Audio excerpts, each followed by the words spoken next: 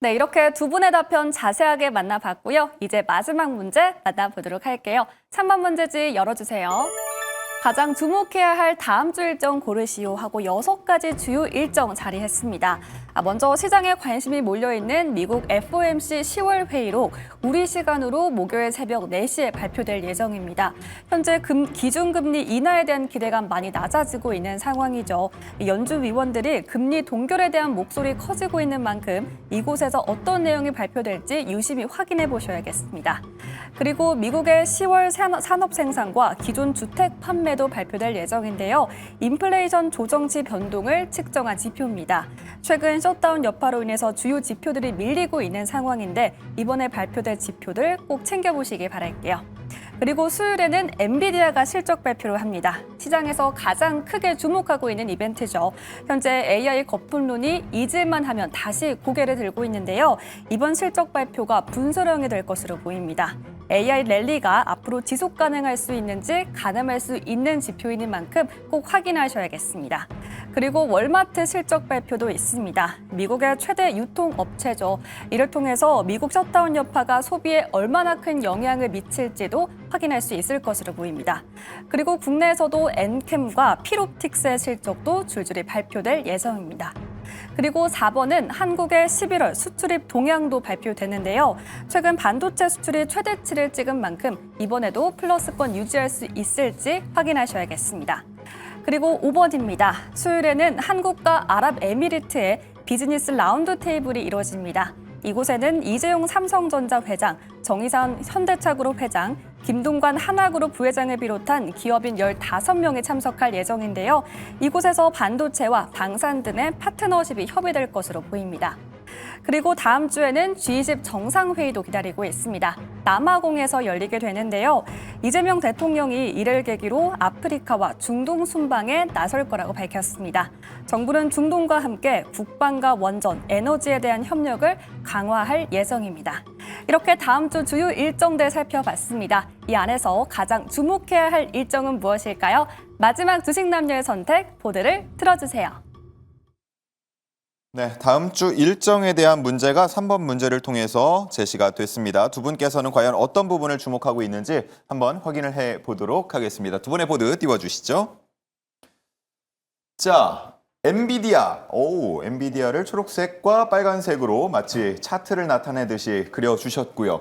자, 그리고 3번 역시나 실적 발표 쪽 엔비디아를 얘기를 하시는 것 같습니다. 두 분께서 공통적으로 다음 주는 역시나 누가 뭐라 해도 엔비디아 실적 발표 보자라고 말씀을 하시는 것 같은데 별 5개를 쳐주셨어요.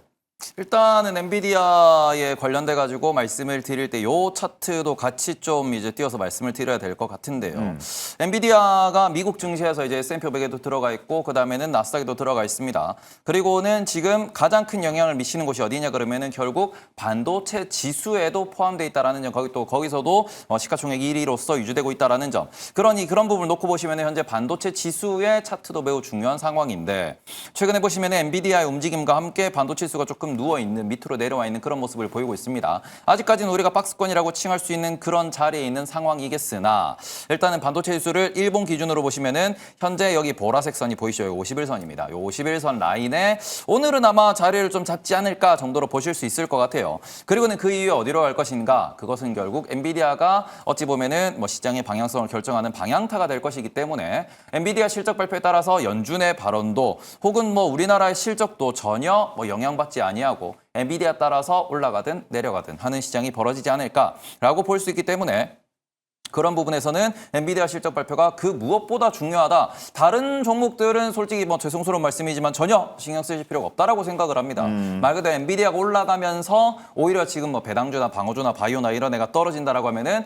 다시 한번 AI를 외치는 한 주가 될 것이고요. 그리고 엔비디아가 오히려 하락을 하면서 다른 방어주나 바이오나 이런 배당주들이 올라간다, 채권이 올라간다라고 하면은 다시 한번 순환매를 외치는 그런 장이 될 것입니다. 그리고는 최악의 경우 엔비디아가 떨어지면서 다른 종목들도 같이 하락을 한다, 차트를 같이 깨고 내려간다 그러면은 이제는 조정장이 온다. 4월부터 원회로 상승한 장 자체가 나스닥과 S&P 500 그리고 코스피 자체가 조금 조정받는 조정 국면으로 들어갈 수 있다라는 점에 대해 가지고 또 강조가 될 수 있기 때문에 엔비디아와 시장 반응에 대해서만 다음 주에는 집중을 하시면은 그러면은 뭐 별달리 뭐 신경 쓸 게 없는 한 주지 않을까. 너무 센 재료가 있다 보니까 다른 재료들은 오히려 좀 이렇게 소외받는 한 주가 되지 않을까. 이렇게 보시면 될 것 같습니다. 네, 좋습니다. 엔비디아 얘기를 자세히 나눠주셨고요. 자, 그런가 하면 역시나 우리 이 대표님도 3번 실적 발표 부분을 주목하자고 말씀하셨어요. 네, 앞서서 뭐 엔비디아 관련돼선 이야기를 해주셨는데 저도 이제 반도체 기업들의 시세가 올라오는 것도 중요하겠지만 시장 분위기 자체를 바꿔줄 수 있는 그런 굉장히 중요한 일정이라고 보고 있습니다. 일단 계속해서 주도 섹터들이 흐름을 앞으로 가져갈 건지 아니면은 최근 소외주들, 뭐 석유화학주들이라던가 은근히 의류 관련된 종목군들도 좀 올라오는 모습들 보여지고 있고요. 그동안 좀 선호하지 않았던 비선호주 종목들이 최근에 은근 실적을 잘 보이고 좀 주주 환원에 대한 이야기가 나왔던 섹터 쪽에 자금이 들어가는 모습들도 있었기 때문에 이와 관련돼서 추가적인 시세를 이어갈 수 있을지에 대한 여부가 엔비디아 실적에 따라서 좀 갈릴 것 같고 오늘 엔캠 같은 경우에는 지금 장이 끝나고 나서 결국에는 거래 정지가 되었습니다. 분기 예. 매출이 3억 정도밖에 안 나왔고 상장 적격성 실질 심사 관련돼서 결국에는 거래 정지가 됐는데요. 그럼 관련해서 지금 중앙첨단 소재 같은 경우는 시간의 하한가를 갔는데 특히 이유는 모르겠지만 이런 부분들이 섹터 전반적으로 역시나 아직까지는 또 우리가 예측하지 못하는 실적에 대한 우려가 있을 수밖에 없다라는 이런 인식들이 또 있을 수 있기 때문에 중요한 부분이 될 수 있다. 그러니까 엔비디아는 전체 시장으로 봤을 때 중요할 것 같고요. 이런 기업들, 엔캠이나 이런 기업들은 그 섹터 자체의 심리를 좀 건드릴 수 있는 요소라서 이 부분 좀 우려가 되고 보유하고 계신 종목들 오늘 실적 발표 정말 많이 나왔거든요. 예. 한 번씩 체크를 좀 꼭 해보셔야 될 것 같습니다. 네, 좋습니다. 실적은 뭐 언제나 그렇지만 늘 투자의 가장 기본이 되는 거기 때문에 그리고 앞으로의 방향성을 나타내기 때문에 주목을 해보시면 좋을 것 같고요. 자, 우리 테이블 전문가께 미국 금리 부분에 대해서도 질문을 좀 드려보도록 하겠습니다. 앞서서 뭐 일본의 미국 FOMC 10월 회의록 얘기도 있었습니다만 우리가 이제 주목하고 있는 게 12월에 어떻게 될 것이냐 이 부분일 거고 기존에는 90% 넘게 뭐 인하될 것이다라는 시장의 전망들도 있었는데 이게 거의 지금 50% 간당간당 하더라고요. 일단은 뭐 어제 뭐 이런 얘기 나오는 부분들이 있어가지고 금리 인하에 대한 아주 매파적인 발언들이 어제 좀 많이 누적되는 모습을 보였습니다. 예. 다만 이게 셧다운 해제와 함께 다시 셧다운이 풀리니까 그럼 경제 지표 보고 12월에 바로 금리 인하 해주는 거 아니에요라는 부분에 있어가지고 우리는 아직까지 데이터를 받지 못한 상황이고 그리고 우리가 보고 있는 데이터상으로는 약간의 인플레이션이 좀 더 고용보다 더 우려되는 상황이다. 그러니까 뭐 파월 의장도 이야기를 했습니다. 12월 금리 인하를 당연하다라고 생각하시면 안 됩니다. 라고 이야기를 한 거거든요. 그 부분에 있어가지고 시장의 기대값이 너무 높다 보니까 그런 부분을 약간 좀 강경한 그런 대응을 했다라고 보실 수 있고 연준 액션으로 놓고 보시면 이미 약속되어 있는 액션이 하나 있습니다. 뭐냐 그러면은 12월 1일부터 QT를 종료합니다. 그리고는 그 부분에 있어가지고 또 한켠에서는 지금 시장의 신용 리스크에 대해서 연준 위원들의 발언이 상당히 많이 나오고 있거든요.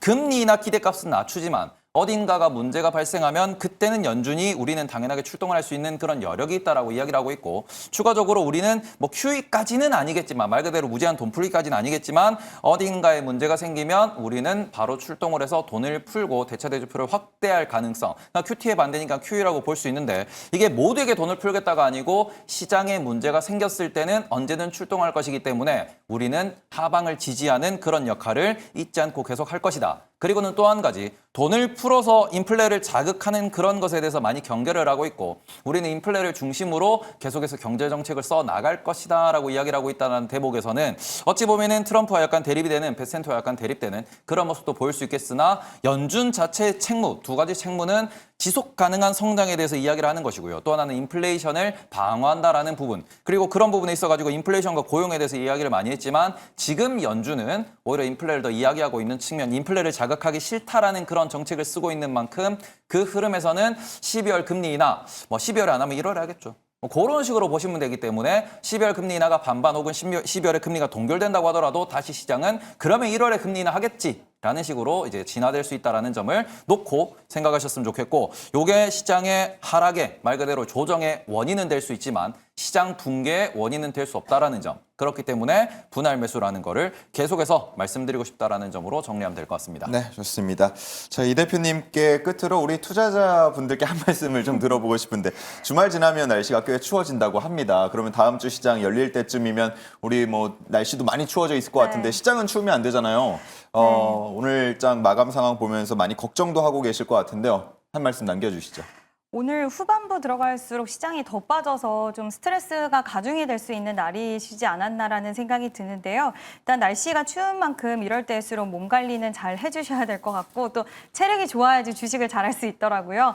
그래서 실적 아까도 말씀드렸다시피 실적에 대한 거 한 번씩 다 체크해 보시고 지금 시장은 마음이 급해지실 수는 있겠지만 급할 필요는 없을 것 같습니다. 얼마 전에 시장 조정 나왔을 때 11월은 통상 어려울 수 있다. 12월 달에 우리가 한번 랠리 기대해보자는 이야기가 나왔던 만큼 12월 혹시라도 쉬어가는 구간이 길어진다라고 해도 너무 걱정 마시고 내가 보유하고 있는 종목이 실적이든 성장성이든 있다라고 한다면 뭐 너무 빠르게 어떤 제스처를 취하시는 것보다는 좀 차분하게 대응하시면 좋지 않을까. 항상 분할 매수, 분할 매도, 현금 확보 기억해 주시면 좋을 것 같습니다. 네, 좋습니다. 자, 이렇게 해서 두 분과 이야기 나눠봤습니다. 이지은 대표 테이버 전문가 그리고 저 여기서 물러가도록 하겠고요. 금주한방 코너 쭉 이어집니다. 30분 더 남았으니까요. 주식남녀와 함께 금요일장 마무리 잘 해보시기 바랍니다. 고맙습니다.